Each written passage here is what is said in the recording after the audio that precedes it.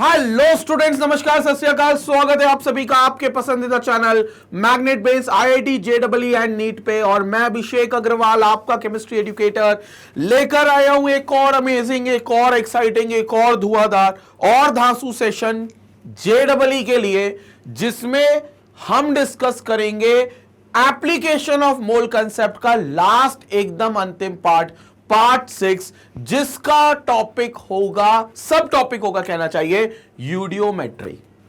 और मैं बता दूं, यूडियोमेट्री जो है ये टॉपिक एक्सक्लूसिवली जेईई के लिए, ये आपके स्कूल लेवल पे नहीं है, ये नीट पे भी नहीं है, ये एक्सक्लूसिवली जेईई के सिलेबस में है eudiometry, and it's one of the application of mole concept. और ये पार्ट 6 है भाई, आखिरी पार्ट है। इसके बाद मोल से तुझे को छुटकारा नहीं मिलेगा। मोल से तो तुम्हें 2 साल तक छुटकारा नहीं मिलने वाला, 11th में भी और 12th में भी, दोनों टाइम मोल है।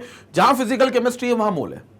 लेकिन हां, जो एप्लीकेशन हम उसकी अभी तक देख रहे थे, वॉल्यूम मास रिलेशनशिप की, वो सारी चीजें जो होंगी वो इस वीडियो के आखिरी वीडियो के साथ खत्म हो जाएंगी, ठीक है। और इसमें हम यूडियोमेट्री डिस्कस करेंगे।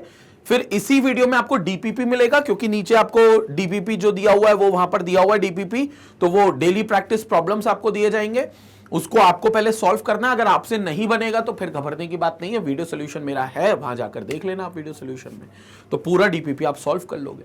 लेकिन पहले मेरा ये रहेगा कि आप पहले उसको सॉल्व करो यार, मेरी तरफ से मतलब मैं ये चाहूंगा कि आप पहले उसको सॉल्व करो। और सिर्फ डीपीपी नहीं, डीपीपी में तो 30-35 क्वेश्चन होंगे, उसके अलावा आपको लगभग 700-800 एमसीक्यूज की प्रैक्टिस कराई जाएगी, भरपूर प्रैक्टिस कराई जाएगी। चाहे वो मोस्ट इंपॉर्टेंट क्वेश्चन हो, चाहे वो मोस्ट प्रोबेबल क्वेश्चन हो, चाहे वो प्रीवियस ईयर क्वेश्चन हो, ये सब की भरपूर प्रैक्टिस हम करेंगे। इसके साथ online test series, chapter wise test आपके होंगे। इसके अलावा वीकली लाइव सेशन आपको मिलेगा, जहां पर आपके डाउट्स को कैटर करेंगे। और अब तो डाउट खैर आप magnetbase.com पर जाकर भी पूछ सकते हो, क्योंकि डायरेक्ट आप एप्लीकेशन से कनेक्ट होकर, वेबसाइट से कनेक्ट होकर सीधा हमारे व्हाट्सएप पर डाउट पूछ सकते हो। तो ये सारी चीजें आपको मिलती हैं। मैग्नेट बेस एक वन स्टॉप सोल्यूशन है जहां पर ये सारी चीजें मिलती हैं, वो भी एब्सोल्युटली फ्री ऑफ कॉस्ट। मतलब ऐसा कुछ नहीं है कि कोई 2 सब्जेक्ट या किसी 2 चैप्टर में आपको पढ़ाने के बाद आपको बाकी चैप्टर पढ़ने के लिए कोई सब्सक्रिप्शन लेना पड़ेगा या कोई फीस मांगी जाएगी, ऐसा कुछ भी नहीं है। 100% फ्री एजुकेशन आपको मैग्नेट बेस पर मिल रही है, ठीक है। और ये सारी खास बातें जो मैग्नेट बेस पर आपको मिलने वाली है, वन शॉट रिविजन्स, पीवाईक्यूज पे videos, doubt solving, weekly test, ये सारी चीजें मिलेंगी, मोटिवेशनल सेशंस होंगे, तो ये सभी कुछ आपको मिलेगा मैग्नेट बेस आईआईटी जेईई और नीट के चैनल पे।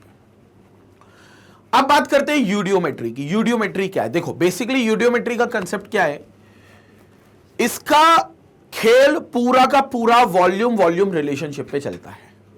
देखो, यूडियोमेट्री जो है वो एक प्रैक्टिकल अप्रोच होती है किसी भी रिएक्टेंट मिक्सचर का या प्रोडक्ट के मिक्सचर के वॉल्यूम को निकालने के लिए।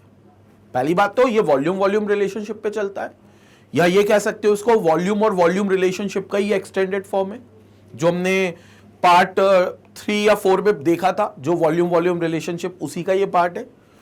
और इसमें एक प्रैक्टिकल अप्रोच होती है, क्योंकि यूडियोमीटर जो होता है वो एक डिवाइस, एक ट्यूब होता है बेसिकली, जिसमें हम वॉल्यूम नाप सकते हैं। रिएक्टेंट का कह लो या प्रोडक्ट का कह लो, जो भी एब्जॉर्ब हो जाए उसमें, हम उसका वॉल्यूम नाप सकते हैं। लेकिन इसके क्वेश्चंस का जो अप्रोच होता है वो थोड़ा सा डिफरेंट होता है। क्या डिफरेंट होता है उसको समझते हैं, उसकी बात करते हैं। पहले तुम समझो यूडियोमेट्री क्या है। It is to evaluate the composition of gases, to evaluate the composition of gases, they are allowed to react in a special type of tube known as eudiometer tube. तो अगर आपको किसी गैस का composition नापना है, या आपको यह पता है कि एक रिएक्शन मिक्सचर है, रिएक्टेंट मिक्सचर है, तो उसके अंदर 2-3 गैसेस है, तो कौन कौन सी गैसेस है, अगर वो आपको कंपोजिशन नापना है तो आप उनको एक रिएक्ट कराते हो एक स्पेशल टाइप के ट्यूब में, जिसको यूडियोमीटर ट्यूब कहा जाता है।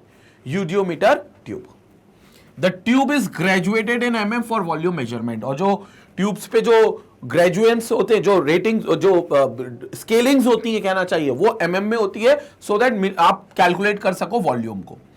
The reacting gases taken in eudiometer tube are exploded by sparks produced by passing electricity। आपने जो रिएक्शन मिक्सचर का जो गैसेस लिए हैं बहुत सारी, जो उनका मिक्सचर बनाया है, उनको आप यूडियोमीटर में रखोगे और उनको एक्सप्लोड कराओगे बाय पासिंग इलेक्ट्रिक स्पार्क्स। आप इलेक्ट्रिक स्पार्क से आप उनको एक्सप्लोड कराओगे, आप उनके धमाके करोगे, यानी कि मोटे रूप में आप उनको डीकंपोज करोगे। तो आपको उन्हें क्या करना पड़ेगा? डीकंपोज करना पड़ेगा। तो यूडियोमीटर में जो भी आपने गैस भरी है, आप उसके अंदर इलेक्ट्रिक स्पार्क प्रोड्यूस करते हो और वो खत्म करते हैं, अपने आप को डीकंपोज करते हैं। जैसे कार्बन डाइऑक्साइड हो गया तो वो अपने आप के कॉन्स्टिट्यूएंट पार्टिकल में डीकंपोज होगा, कार्बन और ऑक्सीजन। जैसे वाटर हो गया तो वाटर अपने आप को हाइड्रोजन गैस और ऑक्सीजन गैस में डीकंपोज करेगा, ठीक है। ऐसे अमोनिया गैस हो गई तो अमोनिया किससे बनती है? नाइट्रोजन और हाइड्रोजन से, तो वो नाइट्रोजन और हाइड्रोजन में डीकंपोज होगी जब उसमें इलेक्ट्रिक स्पार्क प्रोड्यूस किया जाएगा through the platinum terminals provided in the tube. अच्छा, इसमें प्लैटिनम टर्मिनल्स होते हैं जिसके थ्रू वो इलेक्ट्रिक स्पार्क कंडक्ट होता है। The volumes of gaseous explosion products are determined by absorbing them in suitable reagents. अब उनका जो वॉल्यूम नापते हैं हम इस आधार पे नापते हैं कि वो कितना एब्जॉर्ब हुई हैं एक पर्टिकुलर रिएजेंट के साथ।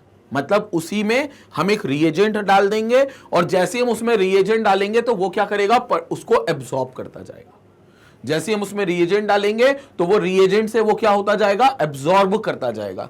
उससे हम उस गैस का वॉल्यूम नापेंगे और हर गैस को एब्जॉर्ब करने के लिए एक स्पेशल टाइप का रिएजेंट लगेगा, एक स्पेशल टाइप का रिएजेंट लगेगा। जैसे कार्बन डाइऑक्साइड, सल्फर डाइऑक्साइड और क्लोरीन गैस के लिए KOH सोल्यूशन होगा रिएजेंट जो उसको एब्जॉर्ब करेगा। कार्बन डाइऑक्साइड, सल्फर डाइऑक्साइड और क्लोरीन गैस के लिए KOH सोल्यूशन होगा जो उसको एब्जॉर्ब करेगा। ऑक्सीजन गैस के लिए एल्कलाइन पायरोगेलॉल होगा, जबकि कार्बन मोनोऑक्साइड के लिए अमोनिकल क्यूप्रस क्लोराइड होगा, अमोनिकल क्यूप्रस क्लोराइड होगा। तो ये आपके क्या होंगे? रिएजेंट्स होंगे जो उन्हें एब्जॉर्ब करेंगे। और गैसेस ही एब्जॉर्ब करनी है भाई, क्योंकि गैस जितनी एब्जॉर्ब होगी उसी हिसाब से उसका वॉल्यूम एस्टिमेशन हो पाएगा। और ये सब हो रहा है यूडियोमीटर ट्यूब में। तो एक प्रैक्टिकल अप्रोच है कहना चाहिए गैसेस के वॉल्यूम को नापने की। ओजोन अगर होगा तो it's absorbed in turpentine oil, ozone को आप टर्पेंटाइन ऑयल में एब्जॉर्ब करोगे। अमोनिया और हाइड्रोक्लोरिक एसिड यानी कि HCl गैस हुई, अमोनिया और HCl गैस, तो it will be absorbed in water, so it will be absorbed in water. तो आपका अमोनिया और हाइड्रोक्लोरिक एसिड जो गैसेस है they will get absorbed in water, तो आप उसको पानी में एब्जॉर्ब करोगे। जबकि वाटर वेपर खुद हो गया तो it is absorbed in silica gel और एनहाइड्रस कैल्शियम क्लोराइड। तो ये सिलिका जेल और एनहाइड्रस कैल्शियम क्लोराइड में एब्जॉर्ब होगा, सिंपल अगर वाटर वेपर हुआ। तो गैसेस कोई सी भी हो सकती है और जनरल जो गैसेस हैं उनका यहां पर डिस्क्रिप्शन दे दिया कि ये रिएजेंट्स है। और इनफैक्ट ये क्वेश्चन भी आता है कि फलाने रिएजेंट को अगर हमें यूज, मतलब कोई गैस है फलानी, उसके लिए कौन सा स्पेसिफिक रिएजेंट होगा जो हम यूज करेंगे। तो आपको यहां से रिएजेंट पता होने चाहिए, ठीक है।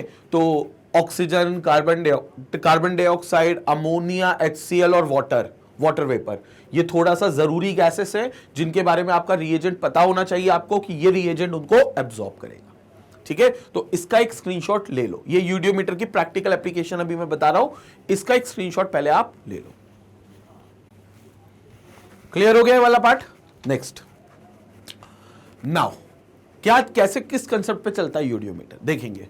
So the principle of यूडियोमेट्री is based on the principle of volume by volume relationship, which is based on the Avogadro's law, So it is based on the Avogadro's law. तो it is based on the Avogadro's law, volume relationship. और Avogadro's law volume वाला हमें बहुत अच्छे से पता है। We have already discussed the principle of volume by volume relationship. Again, we are reminding it, as per this principle, at the same temperature and pressure, the volume of reacting gases and gaseous products maintain the same moles ratio as it was in the balanced chemical equation.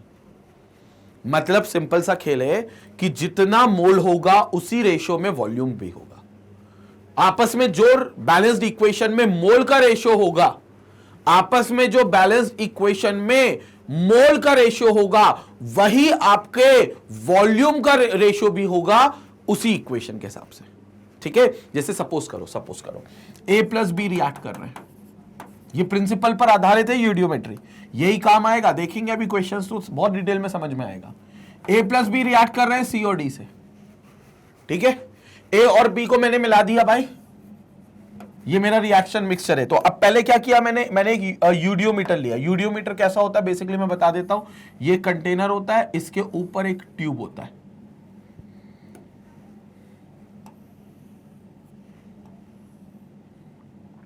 इसके ऊपर ऐसा tube होता है, ये ऐसा एक tube होता है बेसिकली इसके ऊपर, ठीक है। अब क्या होता है, इस ट्यूब पर जैसे ही हम जाते हैं तो यहां पर रिएजेंट्स होते हैं जो एब्जॉर्ब्ड होते हैं, यहां पर जो रिएजेंट्स होते हैं वो यहां पर एब्जॉर्ब्ड होते हैं।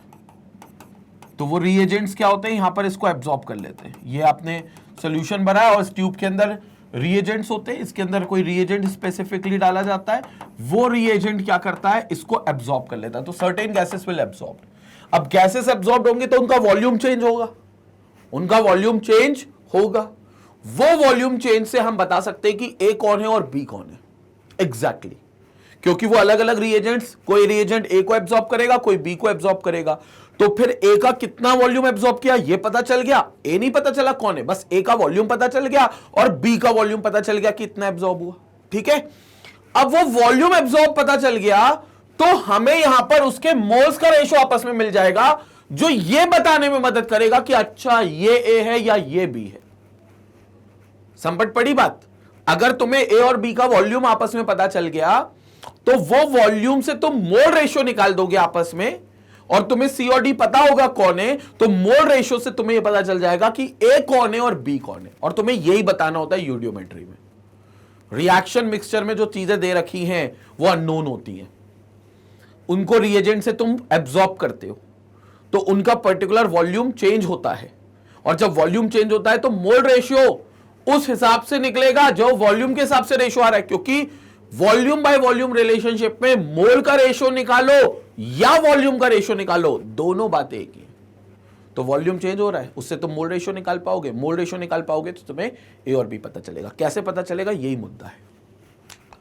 तो तुम्हें ए और बी मानकर चलो रिएक्शन मिक्सचर है, और इसमें मेरे को यह पता चल गया कि भैया ए का 1 मोल लग रहा है और बी का 2 मोल लग रहा है, तो इट इज 2b, तो बी का 2 मोल लग रहा है।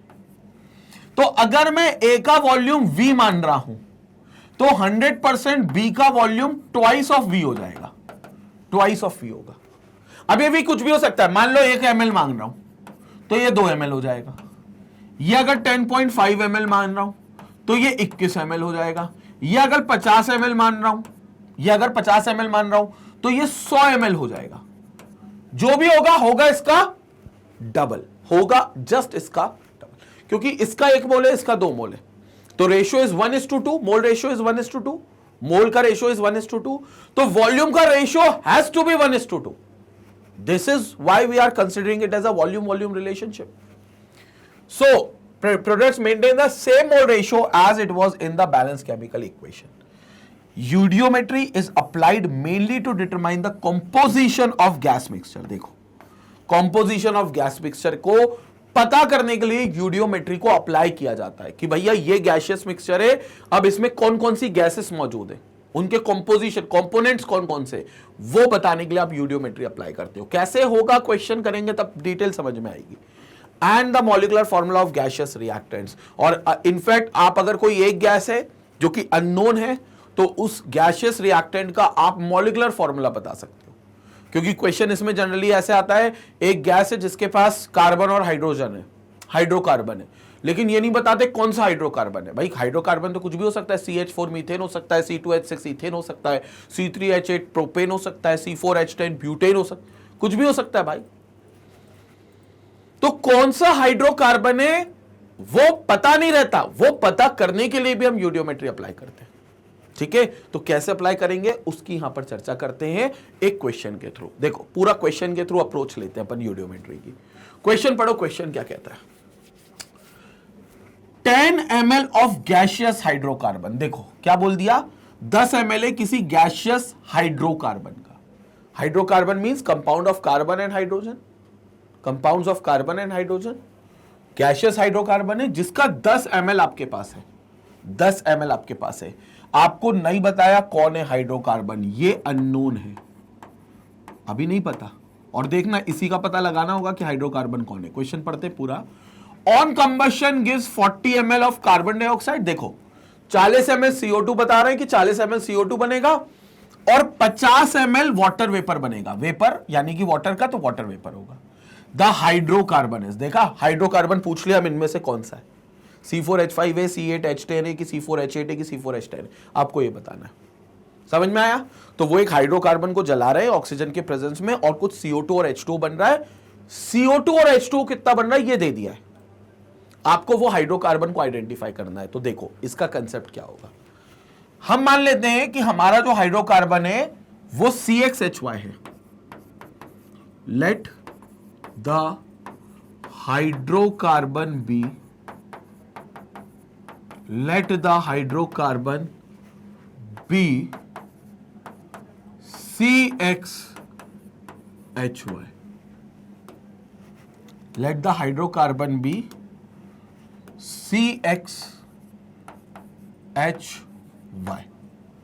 मान लेते हैं हाइड्रोकार्बन CXHY। अब तुम्हें ये पता है, याद करो हमने एक जनरल इक्वेशन पढ़ी थी लास्ट टू लास्ट पार्ट में, पार्ट 4 में, कि हमने ये तक निकाला था CX, क्योंकि वॉल्यूम आ गया तो आपको जनरल इक्वेशन पर तुरंत आना पड़ेगा। तो CXHY अगर O2 से रिएक्ट करता है तो इसका एक जनरल फॉर्म हमने बनाया था। अगर O2 से रिएक्ट करता है तो हमें पता है ये CO2 भी देगा और ये H2O भी देगा। और जनरल फॉर्म में हमने इसको बकायदा बैलेंस भी किया है। कैसे बैलेंस किया है? C के कितने एटम से X, तो यहां पर कितने हैं 1, तो यहां पर X का मल्टीप्लाई। हाइड्रोजन कितने Y, वहां कितने हैं 2, तो इट विल बिकम Y/2, ताकि Y हो जाए। Y/2 इंटू 2 करोगे 2 कैंसिल, Y बचेगा तो Y हाइड्रोजन है। ऑक्सीजन कितने हो गए?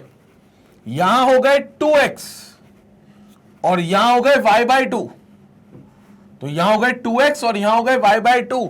तो यहां पर O2 पहले से, तो 2X की जगह यहां कर लो X आधा और Y/2 की जगह कर लो Y/4, Y/2 की जगह कर लो Y/4। इतने O2 होंगे जो रिएक्ट करेंगे, ये इतने O2 होंगे जो रिएक्ट करेंगे, ठीक है, प्रोवाइडेड ये 1 मोल है तो, ये 1 मोल है तो ये रिएक्शन, ठीक है। अब इस क्वेश्चन में अगर X और Y निकल गया तो आपका हाइड्रोकार्बन आपको पता चल गया। इस क्वेश्चन में अगर आपको CXHY आप मान रहे हो तो आपको ये नहीं पता ना, हाइड्रोकार्बन है ये पता है, कार्बन है हाइड्रोजन है ये पता है, लेकिन कौन सा हाइड्रोकार्बन है, वो इथेन है, मीथेन है, प्रोपेन है, ब्यूटेन है, वो क्या है, तो उसके लिए आपको X और Y पता होना चाहिए ना कि इतने कार्बन के एटम है और इतने हाइड्रोजन के एटम है। तो मेन मुद्दा है X और Y पता करना। अब X और Y बड़ा आसानी से पता लगाया जा सकता है क्योंकि हमें कुछ ml पहले से दे दिए, और ये जो ml निकले ना, ये 10 ml ऑफ गैसियस हाइड्रोकार्बन निकला है, ये निकला है यूडियोमीटर ट्यूब के थ्रू, वो प्रैक्टिकल करके। तो प्रैक्टिकली यूडियोमीटर ट्यूब में उस हाइड्रोकार्बन का ये नहीं पता कौन सा हाइड्रोकार्बन है, लेकिन ये पता है कि जो भी हाइड्रोकार्बन है वो 10 ml लगा है, 10 ml जला था, क्योंकि वहां जो रिएक्टेंट जिसने एब्जॉर्ब किया ना, उससे डेटा जो निकला है कि भैया इसने इतना एब्जॉर्ब किया, तो उससे जो डेटा निकला है वो निकला है 10 ml। तो ये जो डेटा होता है ना, ये यूडियोमीटर ट्यूब से निकलता है। तो यूडियोमीटर बेसिकली है प्रैक्टिकल एस्पेक्ट, ठीक है, लेकिन उसके क्वेश्चन इस तरीके से आते हैं। अब वो कह रहे हैं भैया अगर इसका 10 ml है तो, अगर इसका 10 ml है तो देखो मेरी बात समझो, 10 ml है तो का मतलब क्या है, बहुत बहुत जरूरी है इस बात को समझना। अभी समझते चलना जो मैं कह रहा हूं। थोड़ी देर के लिए मान लो इसका 1 ml होता तो इसके पता है कितने X + Y/4 ml होते, इसके फिर X ml होते और इसके Y/2 ml होते। ये मैं बता रहा हूं आपको क्योंकि सिंपल सा खेल है, जितने मोल्स उतने वॉल्यूम, जो मोल का प्रोपोर्शन वही वॉल्यूम का प्रोपोर्शन। ये बात तो मैं ऊपर स्टार बना के भी लिख देता हूं, क्या, जो मोल्स का प्रोपोर्शन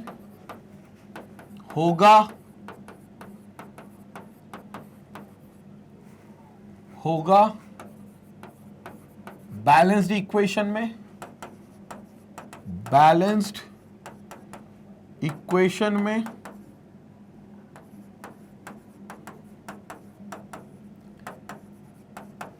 वही वॉल्यूम का प्रोपोर्शन भी होगा, वही वॉल्यूम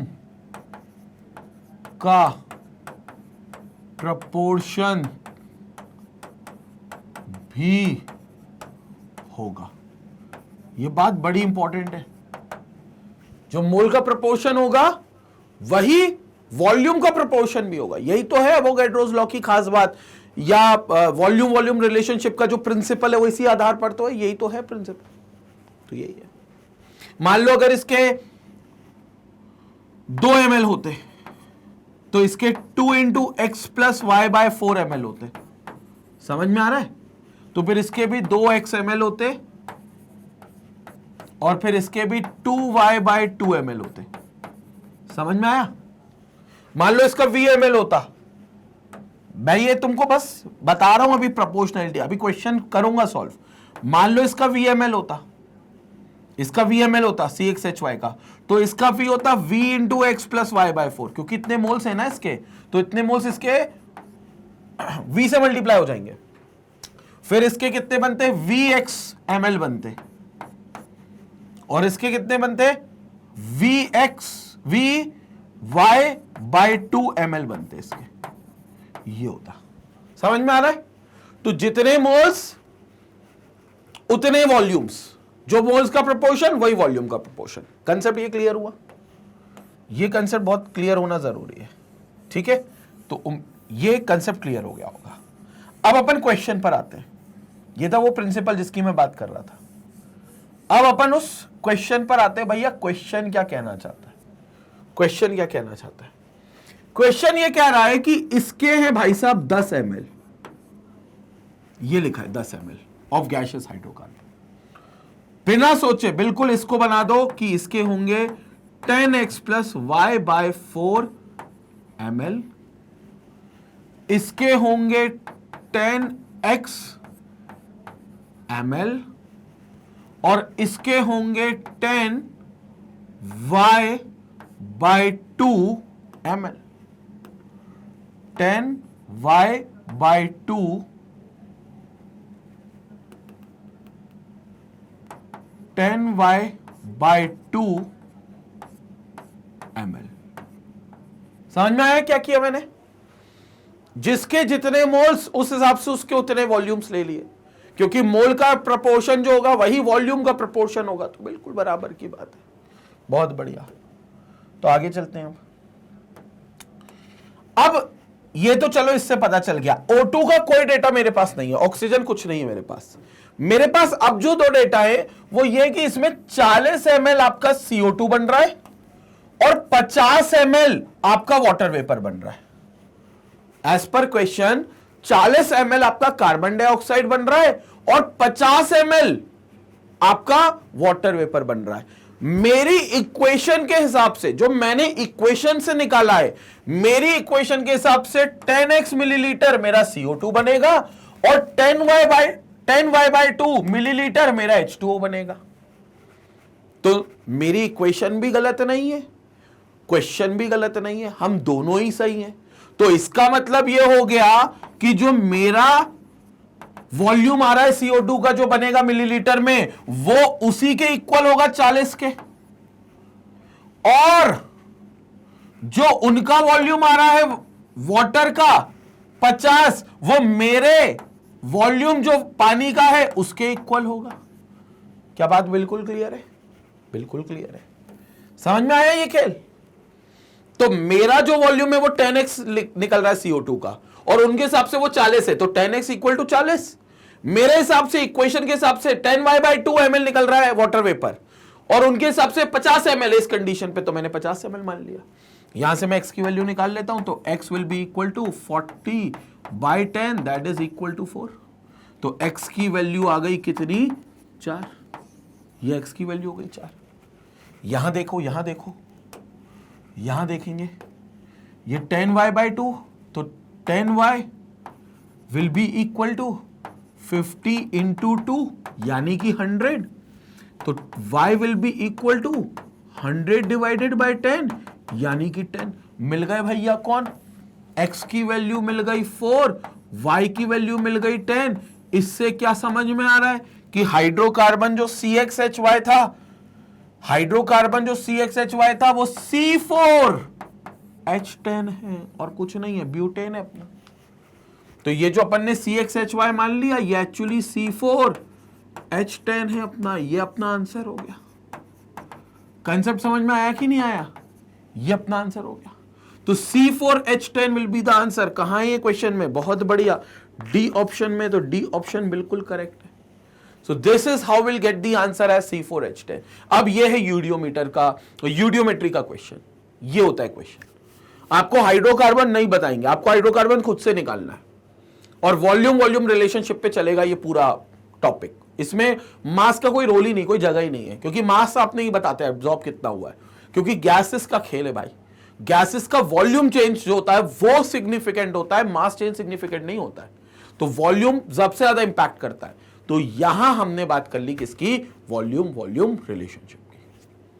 एकदम क्लियर हो गया? बिल्कुल।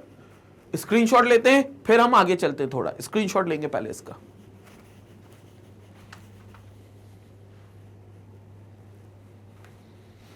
क्लियर हुआ वॉल्यूम वॉल्यूम रिलेशनशिप? उम्मीद करता हूं कोई डाउट नहीं होगा यहां पर। यहां पर बिल्कुल कहानी क्लियर होनी चाहिए, जो कि है वॉल्यूम वॉल्यूम रिलेशनशिप के ऊपर, ठीक है, मतलब यूडियोमीटर के ऊपर, ठीक है। एक और क्वेश्चन देखते हैं। इसका अगला क्वेश्चन थ्योरेटिकल है, तो कोई क्वेश्चन समझते क्या कहना चाहता है। In gaseous reaction of the type AA plus BB gives CC plus DD। अच्छा, A moles of A are reacting with B moles of B to produce C moles of C and D moles of D। ये एक reaction दे दी आपको कि A moles A के B moles B के साथ react करके C moles C के और D मोल्स D के बनाते हैं। बढ़िया बात है। Which of the following is wrong? अब इनमें से क्या गलत है इस रिएक्शन के लिए? पहला, A लीटर, A लीटर नहीं है, ये A लीटर है, ठीक है, ये याद रखना, कई बच्चे A लीटर पढ़ेंगे इसको। A लीटर है, A लीटर, ठीक है। A litre of A combines with B litre of B to give C and D। हाँ सही है, क्योंकि इसके A मोल्स हैं तो इसका A लीटर लगेगा और इसका B लीटर लगेगा C और D बनाने के लिए। बिल्कुल सही है, ये स्टेटमेंट सही है, इसलिए हमारा आंसर नहीं हो सकता। ये स्टेटमेंट सही है, इसलिए हमारा आंसर नहीं होता। हमें रॉन्ग पता करना है, गलत आंसर पता करना है। A mole of A combines with B mole of B, बिल्कुल सही है, क्योंकि जितना वॉल्यूम उतना मोल, जो मोल का प्रोपोर्शन वही वॉल्यूम का प्रोपोर्शन। तो A लीटर A का था और B लीटर B का था, तो A मोल A का है और B मोल B का होगा।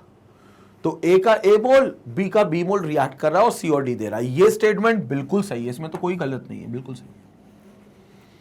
अगला statement, A gram of A combines with B gram of B to give C and D। नहीं नहीं नहीं, ये जरूरी नहीं है। मोल्स A और B के टर्म्स में, लेकिन मास थोड़ी ना है A ग्राम और B ग्राम के टर्म्स में होगा, क्योंकि भाई हमें A और B पता थोड़ी ना है कि A और B कौन है, कि हमें उसको पता चल जाए कि मोलर मास। मतलब मैं ये नहीं कह रहा कि नहीं हो सकता, A का A मास और B का B मास हो भी सकता है, लेकिन नहीं भी हो सकता। ये कोई यूनिवर्सल स्टेटमेंट थोड़ी ना कि A का A ग्राम B के B ग्राम से रिएक्ट करेगा। अगर हमें उसका मोलार मास पता है तो फिर हम निकाल सकते थे कि किसका कितना मास रिएक्ट करेगा, लेकिन A और B को जाने बिना, कैपिटल A कैपिटल B कौन है ये जाने बिना हम ये बिल्कुल नहीं बोल सकते कि A का A ग्राम B के B ग्राम से कंबाइन होगा। ठीक है, ग्राम में ये बात सेम नहीं है, ग्राम में बात सेम नहीं है। तो ये हमारा गलत स्टेटमेंट है, hence this is our correct answer. ये स्टेटमेंट गलत है, लेकिन हमारा फिर आंसर सही हो गया ये, तो it's our correct answer. Last क्या बोला गया है? A molecules of A combines with B molecules of B to give C and D। बिल्कुल सही बोला है, क्योंकि मोल्स मतलब मॉलिक्यूल्स, मोल्स मतलब मॉलिक्यूल्स। तो इवन अगर ये मोल्स नहीं है, या अगर ग्राम मॉलिक्यूलर मास में नहीं है, अगर ये मॉलिक्यूलर लेवल पे रिएक्शन है, तो मॉलिक्यूल A का मॉलिक्यूल कितने A मॉलिक्यूल्स, B के मॉलिक्यूल से कितने B के मॉलिक्यूल्स, B मॉलिक्यूल से रिएक्ट करके C और D बना रहे हैं। तो A का A मॉलिक्यूल्स और B का B मॉलिक्यूल्स भी रिएक्ट कर सकता है। ये भी सही बात है, डी स्टेटमेंट भी सही है, बिल्कुल गलत नहीं है। सिर्फ गलत कौन सा है? सी स्टेटमेंट, क्योंकि A ग्राम B के B ग्राम से, A का A ग्राम B के B ग्राम से जरूरी नहीं है रिएक्ट करे। A और B पता तो होने चाहिए कौन है, और हो सकता है उसमें कोई कम हो, कोई ज्यादा हो, कोई ए बी से नहीं करना चाहता, B-2 से करना चाहता है तो फिर, या बी ए से नहीं करना चाहता, A+5 से करना चाहता है तो फिर रिएक्ट, तो फिर ये ग्राम में सेम नहीं हो सकते, ठीक है। तो रिएक्शन देखकर आप जब तक ए और बी नहीं पता होगा कौन होंगे तब तक ग्राम पर बात नहीं कर सकते। मोल पर कर सकते हो, वॉल्यूम पे कर सकते हो, मॉलिक्यूल्स पे कर सकते हो, वेट यानी कि मास यानी कि ग्राम पर आप कतई भी बात नहीं कर सकते। ये है आपका यहां पर कंसेप्ट। क्लियर हो गया? स्क्रीनशॉट लेंगे इस क्वेश्चन का, फिर हम वीडियो कंक्लूड करेंगे। स्क्रीनशॉट लेंगे। क्लियर हुआ ये सारी चीजें? यूडियोमेट्री समझ में आई?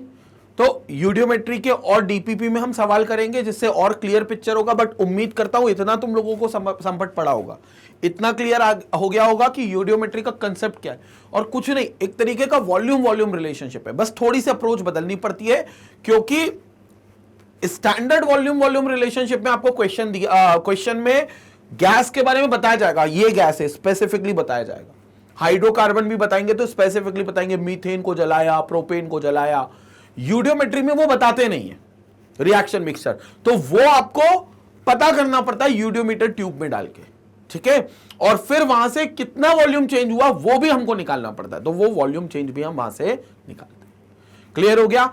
अब आपको क्या करना है, इस वीडियो के डिस्क्रिप्शन में आपको डीपीपी मिलेगा, पूरा प्रैक्टिस शीट, एप्लीकेशन ऑफ मूल कंसेप्ट का क्लब करके एक शीट बनाया है, उसको डाउनलोड करना है और उसको खुद से सॉल्व करना है। पहले आज का पूरा दिन, जब ये वीडियो आप देख रहे हो, 12 घंटे 14 घंटे तक आप इसका मेहनत करो, मतलब इतना लगातार नहीं देना तो 2-4 घंटे, लेकिन रुक रुक के दे रहे हो तो 12 घंटे तक तो वीडियो सॉल्यूशंस को नहीं रेफर करना। 12 घंटे बाद आप वीडियो सॉल्यूशन देख सकते हो, जो इसका वीडियो सॉल्यूशन है एप्लीकेशन ऑफ मूल कंसेप्ट का, और ये पूरा एक्सेस कर सकते हो।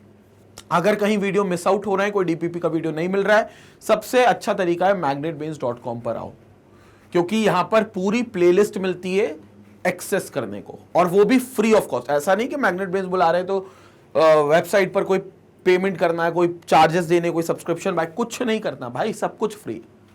आपको बस क्या करना है, सीक्वेंशियली लेक्चर्स अगर देखने तो यहां पर जरूर आना है, क्योंकि क्या होता है, आपको YouTube पर टॉपिक सर्च करो तो उस टॉपिक का तो आपको वीडियो आ जाता है, लेकिन आपको यह नहीं पता रहता कि इस टॉपिक से पहले और इस टॉपिक के बाद में क्या पढ़ना है। और अगर आप ये कनेक्टिंग चीजें नहीं पढ़ोगे एक साथ तो फिर दिक्कत होगी आपको ही, क्योंकि आपको नहीं संपट पड़ेगा कि यार ये टॉपिक कहां से आ गया और ये वाला कहां से मैंने पार्ट देख लिया और इसके पहले कहां था, सब कुछ बिगड़ जाएगा।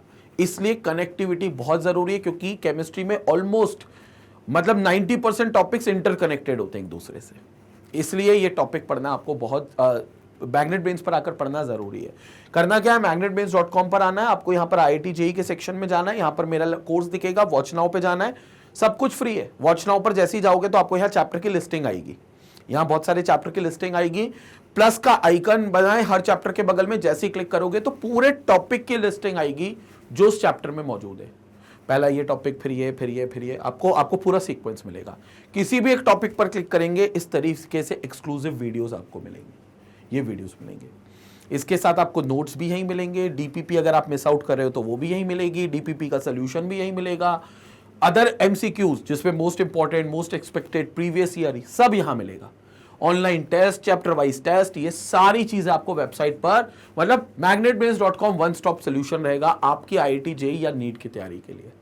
और आपको पता है चैनल पर सिर्फ JEE की नहीं, JEE का तो केमिस्ट्री, फिजिक्स, मैथ्स आपको सब मिल रहा है, नीट के लेवल पर भी तैयारी चल रही है, तो जितने भी नीट एस्पिरेंट्स हैं आप उनको भी ये चैनल रेफर कर सकते हो। लेकिन पहले खुद चैनल सब्सक्राइब करेंगे, वीडियो को लाइक करेंगे, और चैनल और वीडियो का लिंक सभी के साथ, कॉलोनी के दोस्त, कोचिंग के, स्कूल के, सोसाइटी के, सबके साथ शेयर करेंगे। जितने लोग भटके हुए कि JEE के लिए अच्छा चैनल नहीं मिल रहा, या नीट की तैयारी में कहां से करूं, कहां वन स्टॉप सोल्यूशन है सब चीजों का, तो JEE और नीट का वन स्टॉप सोल्यूशन है Magnet Brains IIT JEE and NEET का चैनल। सब्सक्राइब करें, बेल आइकन का बटन दबाएं और चैनल का लिंक भी शेयर करें। इसी तरीके से मैग्नेट बेंस पर अपना प्यार और सपोर्ट देते रहें। Stay connected, stay educated. Thank you.